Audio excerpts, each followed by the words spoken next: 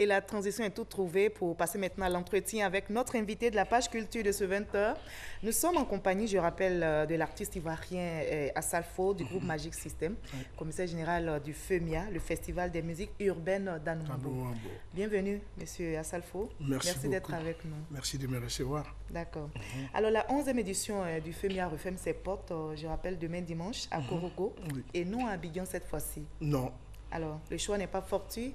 Non, nous avons décidé d'étendre les activités du festival à toute la Côte d'Ivoire. Bien vrai que la charité bien ordonnée commence par soi-même, mais vous savez que le partage n'a pas de limite. Donc nous avons décidé que les populations de l'intérieur profitent aussi du FEMIA, et cela a été initié depuis la 8e édition. Et voilà. L'apothéose?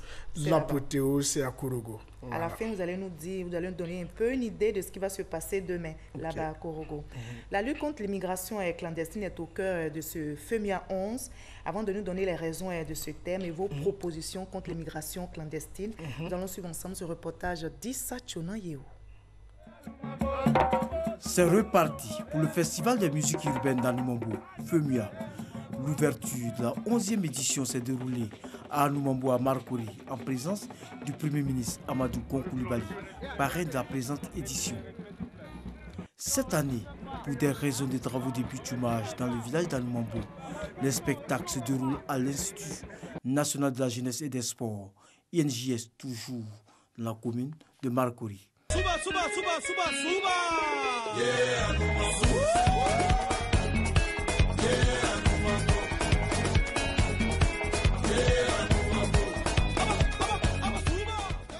Dans le cadre de la délocalisation, c'est la ville de Korogo, au nord de la Côte d'Ivoire, qui accueille cette grande fête de la musique africaine.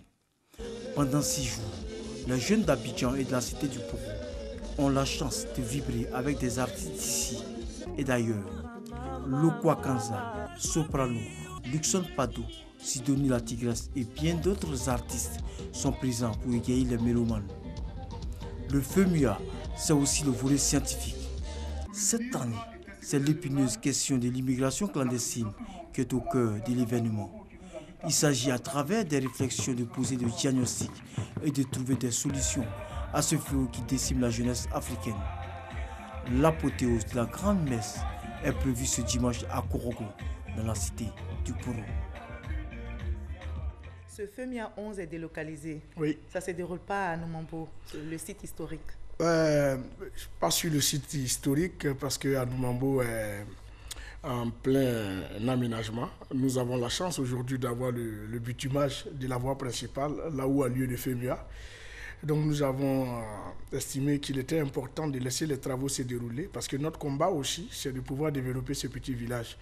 On a la chance d'avoir les travaux, donc on s'est dit on va aller de l'autre côté à l'INJS, qui fait partie d'Anoumambo aussi. Si et Anoumambo est délocalisé donc à l'INJS. Voilà, c'est ça. On va parler maintenant de la thématique. Après le réchauffement climatique, comme je le disais, vous ciblez cette année la jeunesse africaine pour cette 11e édition. Et vous pointez du doigt l'immigration clandestine. Quel est l'intérêt d'aborder une telle thématique au FEMIA?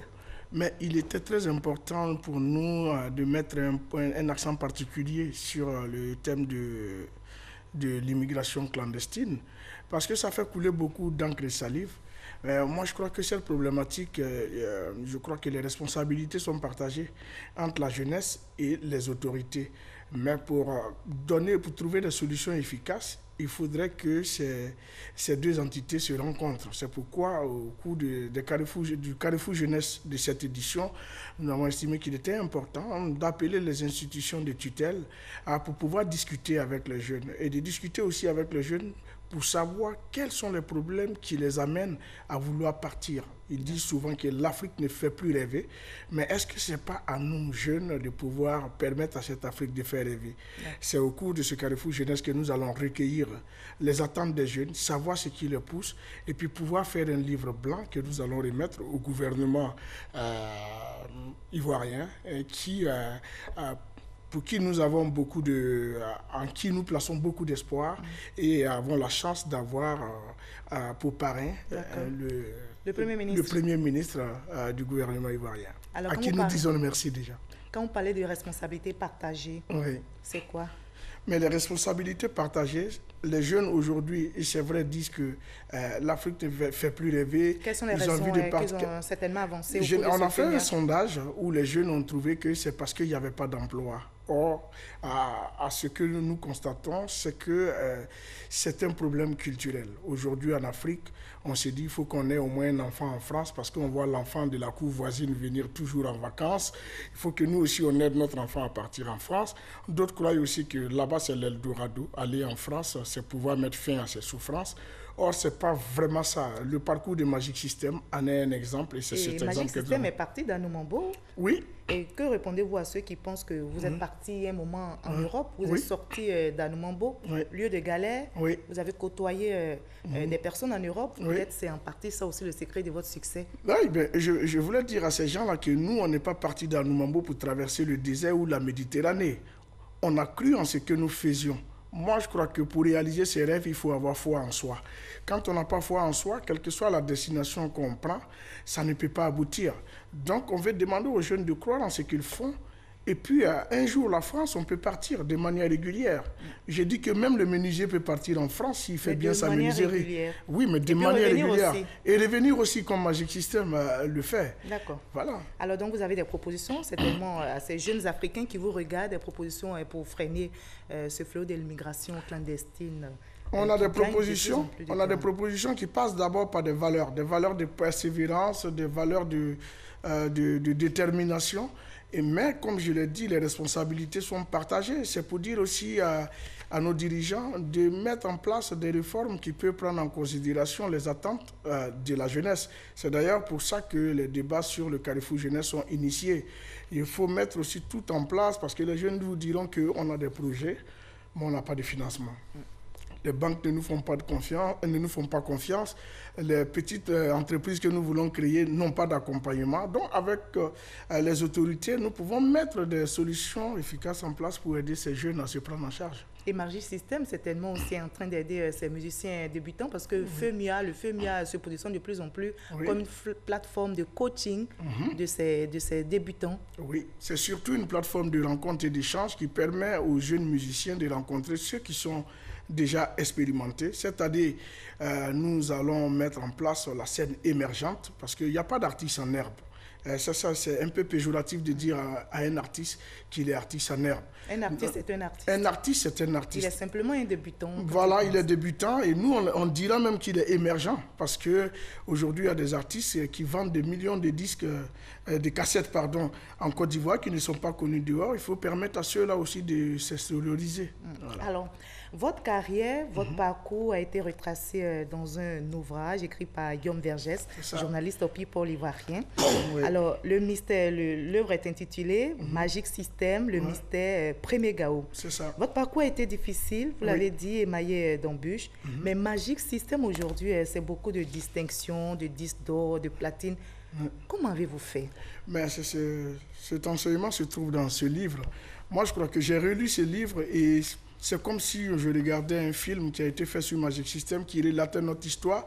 Beaucoup de choses ont été dites dedans parce qu'il y a eu des témoignages très émouvants. Ceux qui achèteront ce livre, ceux qui perdent espoir, qui baissent les bras dès le premier obstacle, dès la lecture des 10 premières pages de ce livre, ces gens-là comprendront que Magic System n'est pas là par hasard et que les belles victoires s'obtiennent au bout de tous les obstacles. Donc, il faut lire ce livre et vous comprendrez pourquoi Magic System est là aujourd'hui. Et Magic System, c'est un style, je ne sais pas, un peu Nzasa, entre griffes. Ben, vous côtoyez...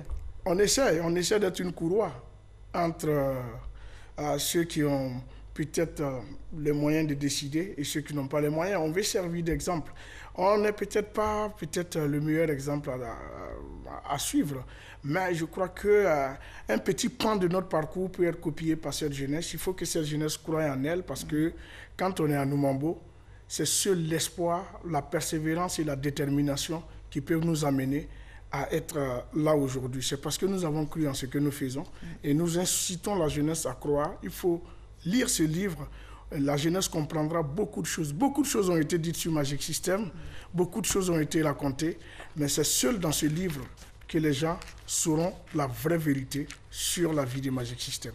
Et aujourd'hui, pour ce FEMIA 11, il y a plusieurs célébrités, des artistes au niveau international comme national, Lukwa Kanza, Luxon Pado, Dobé Niaoré, Guy Christ Israël. Alors, à quoi ressemble le spectacle du FEMIA pour certainement inciter les téléspectateurs qui nous regardent à ne pas rater, parce qu'il y a des spectacles aujourd'hui? Oui, le spectacle du FEMIA, on a l'impression que c'est une communion, c'est un échange, parce que c'est plusieurs styles qui se rencontrent, c'est plusieurs générations qui se rencontrent.